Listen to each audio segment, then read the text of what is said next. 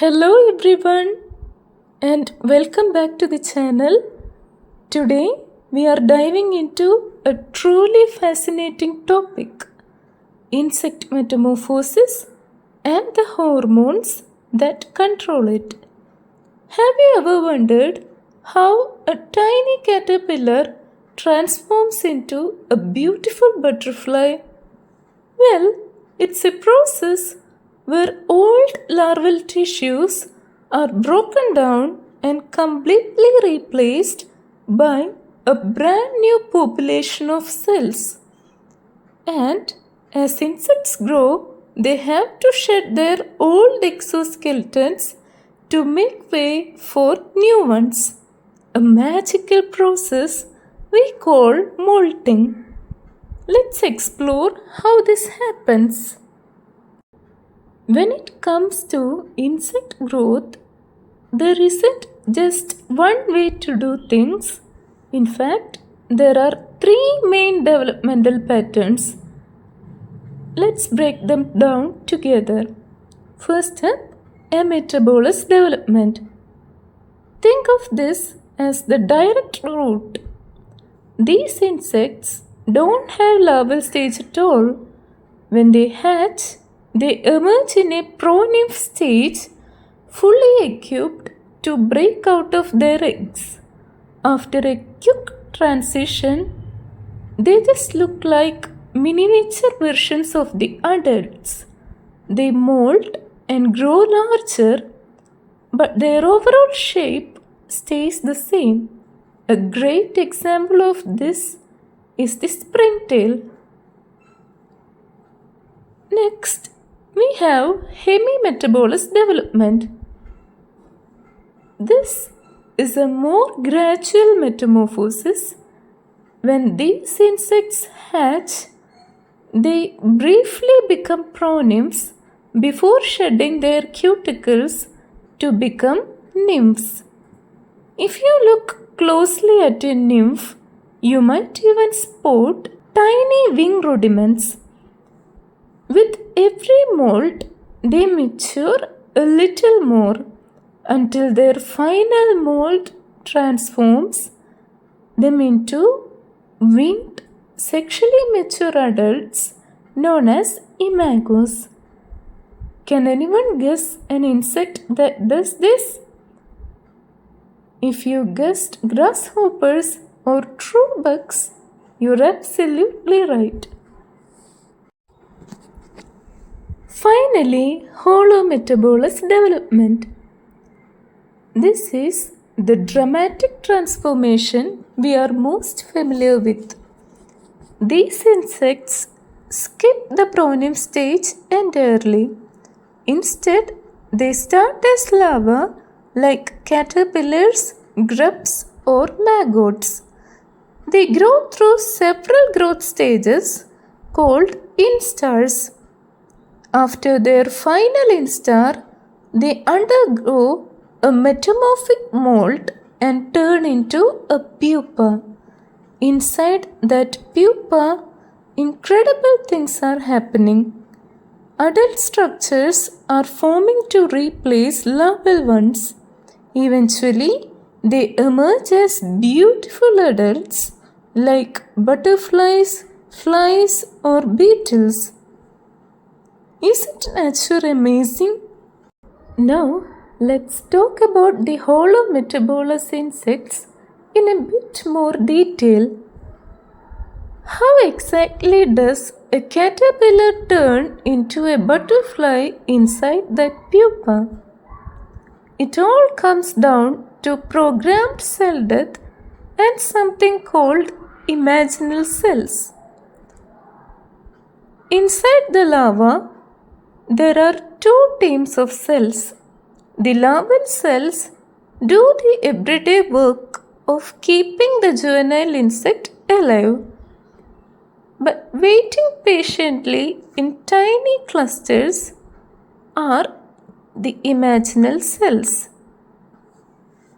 When the time is right, these imaginal cells get the signal to grow and form adult cuticle structures.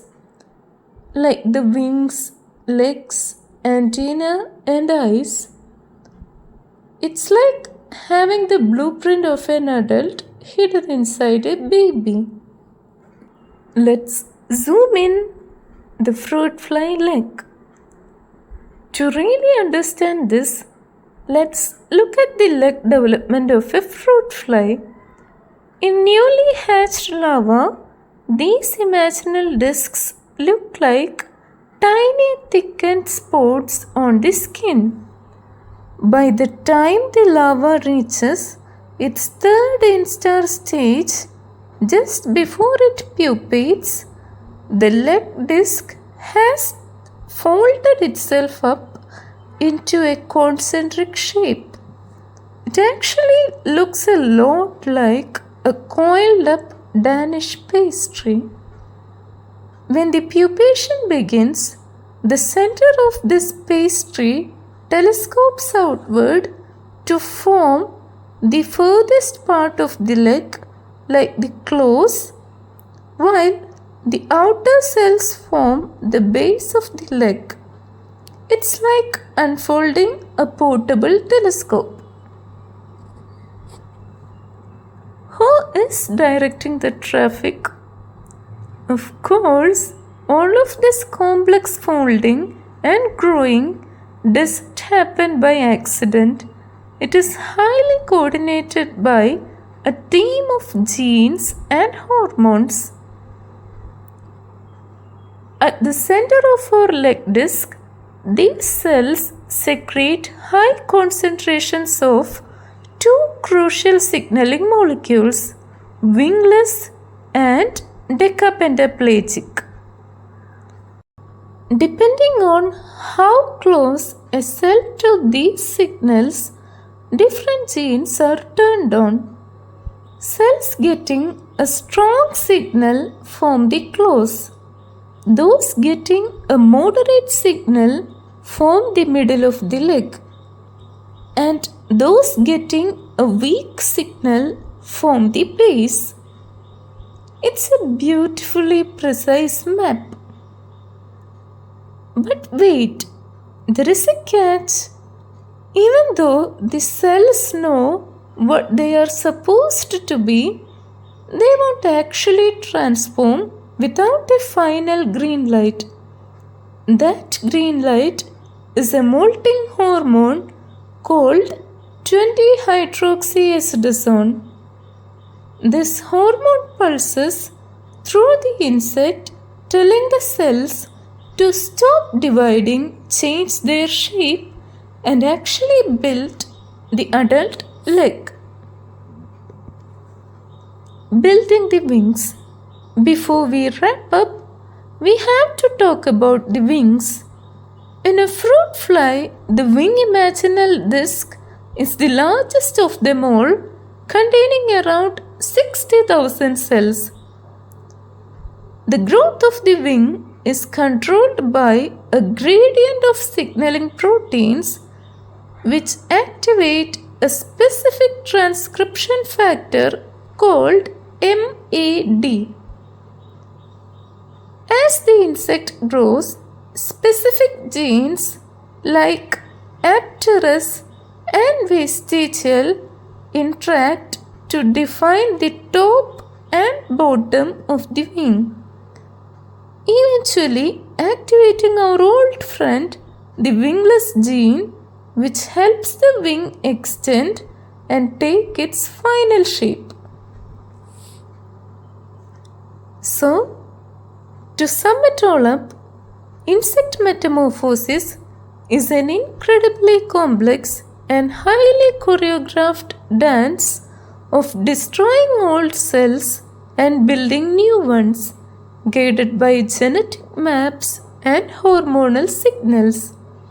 We have explored the different types of development and peeked inside miraculous imaginal discs.